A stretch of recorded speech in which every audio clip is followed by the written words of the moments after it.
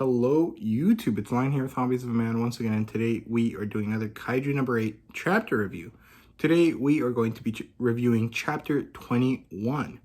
I do want to apologize for this being one day late. I just got lazy with the holidays and didn't feel like recording it on Friday and editing on Saturday for my usual schedule. This will be up on the 27th of December, which is a Sunday. Now, we are going to have the same setup as usual. We're going to do a recap and then a chapter discussion, which will be full spoilers. So be careful with that. And then we're going to have a theory section. Although this week we don't have any theories to talk about because I couldn't really come up with anything based on what happened in the chapter. So this video is going to be shorter than usual. Now, before we do get started, I want to ask you guys to please like, subscribe, and comment down below on the video. It would really help me out. It'll help me reach 300 subscribers, which was my goal for this year, and we're almost there. We're at 298 the last time I checked. We might actually be at 300 by the time this gets posted, and I really hope you guys help me out, and I hope you guys enjoy the video, and if you did, please like, subscribe, and comment down below. Now, the recap from last week, or 2 weeks ago's chapter, is basically that there was a fight between Kafka and Hoshina, and they duked it out. Hoshina was using all of these Kaiju killer moves that I assume he learned from his family, since his family is, Kaiju killers from generations ago. And Kafka's at this huge disadvantage because he's only trying to dodge and not do anything that would hurt Hoshina because he's friends with him.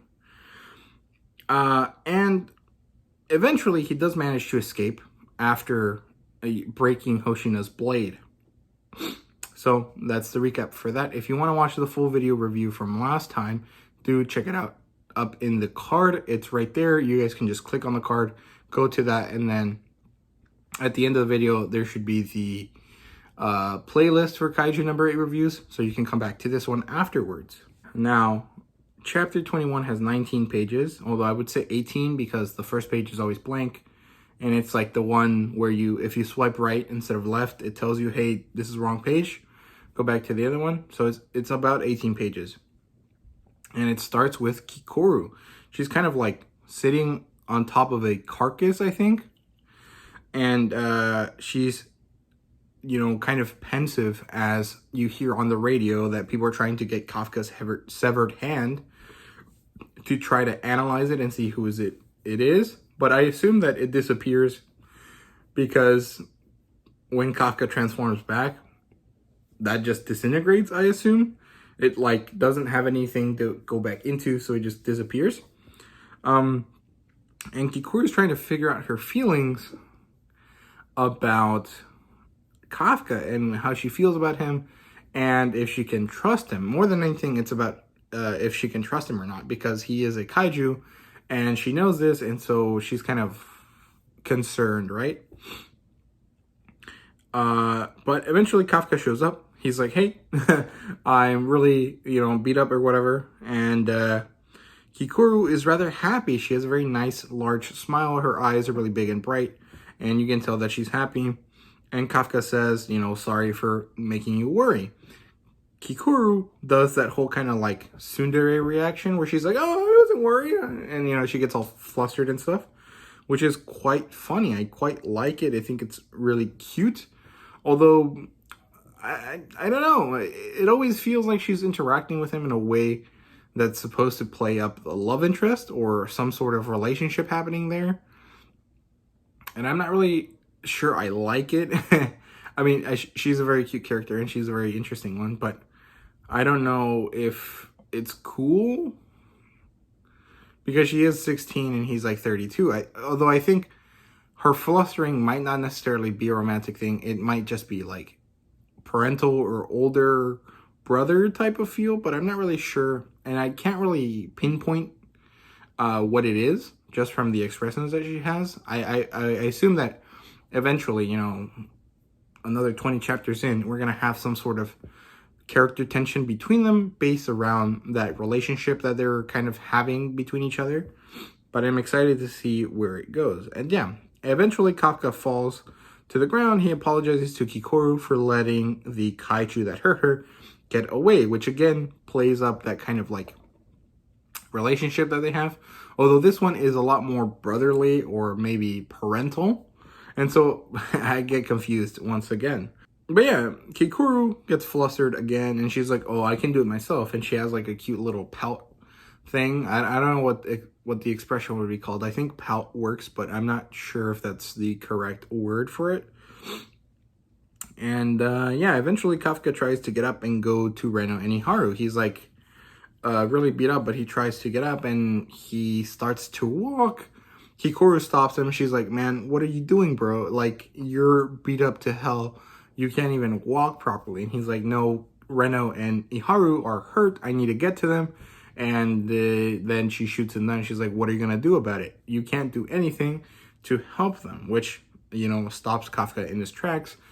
And then Kikuru and him have this conversation about how kaiju-based medical technology is actually very top-notch, and the JDF has access to it because they're partially developing, but also because as the, you know, the leading soldiers and the people that protect the city and stuff, they kind of get to have it. And Kikuru's like, yeah, I'm proof that the thing works because they used it on me, and if they fix me up, Reno and Iharu are probably going to be fine. And then Kikuru lectures Kafka about the fact that, you know, Hoshina might be onto him, and what is he going to do about it if it's true. Kafka just kind of freaks out a little bit, or I guess he kind of sulks about it, or he kind of gets broody, I guess is the right way to describe it. But nothing really happens. Now, the scene shifts, and we go to Hoshina, and he's sitting around, he's kind of sulking. He's pensive, I guess is the right word. And Mina, Ashiro, shows up to talk to him. And there's a fun little bit of character development there between them, where we see that their relationship is pretty playful and that they're friends. And Mina has this cute, like, deadpan thing where she, like, takes a picture of him for posterity, which I thought was really, it wasn't funny, but it was nice. It was a good touch. It shows, you know, the interaction between the characters and who they are as people, which is nice stuff. Now, what else is there? Yeah. Then Hoshina tells her, hey, I think we have a Dai Kaiju on our hands. Which, again, I thought that they already knew that. Because when Kafka shows up initially, they talk about the Dai Kaiju. Although, now that I'm thinking about it, I guess that time it was like just a foreshadowing thing where it was like, okay, we got these readings and we think it's an issue and then it's not true because there's no one there, but it's Dai Kaiju level if it is an actual, you know, kaiju. And then now they're like figuring out that, you know, that Dai Kaiju reading is true, which is fair, I guess, but it doesn't work that well because Hoshina is the one doing both of those things. If the girl with the glasses was the one that said it was probably an error and that they had a Dai Kaiju on their hands at that point, and then Hoshina said it now, it would have made more sense because you wouldn't have thought that he would already know that, if that made any sense to anyone watching.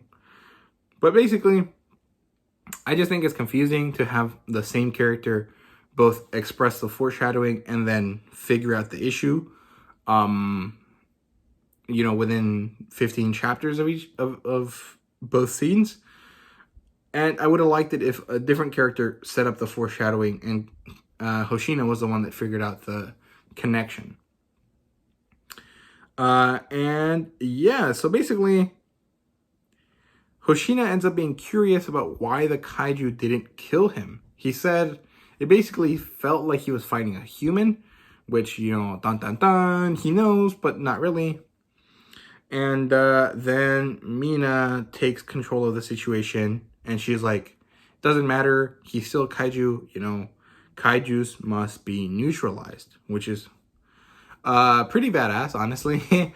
Although pretty crappy because we know as the reader that, you know, her ex-best friend is the kaiju that she wants to neutralize. But it's gonna set up a very nice conflict between characters that I'm really looking forward to.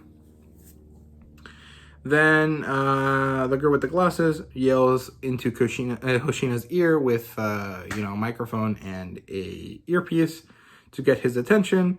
And apparently the kaiju, the humanoid kaiju, is able to take form of a human, which crazy stuff. They all freak out a little bit, and then they switch the scene again, and Hoshina and the girl with glasses, which I really need to figure out her name, are investigating at the cleanup crew's office if they know anything about the kaiju.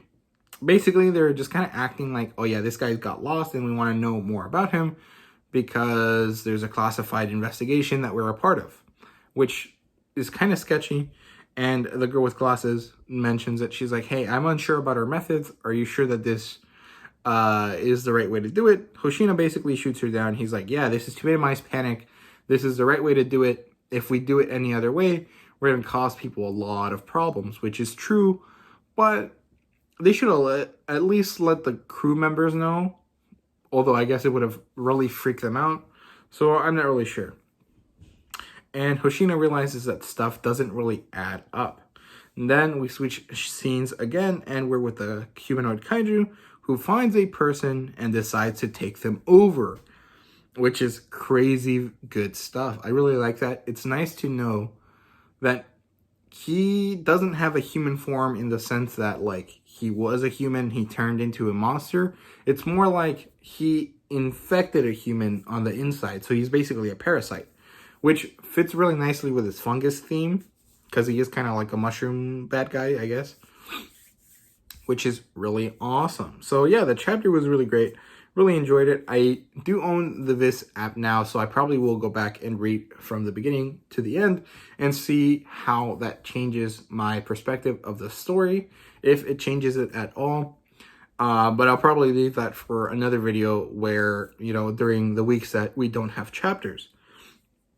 So yeah, hope you guys enjoyed. And if you did, please like, subscribe, and comment down below. Like I said earlier, please help me reach 300 subscribers. I would really appreciate it. And thank you guys very much for watching. See you guys later.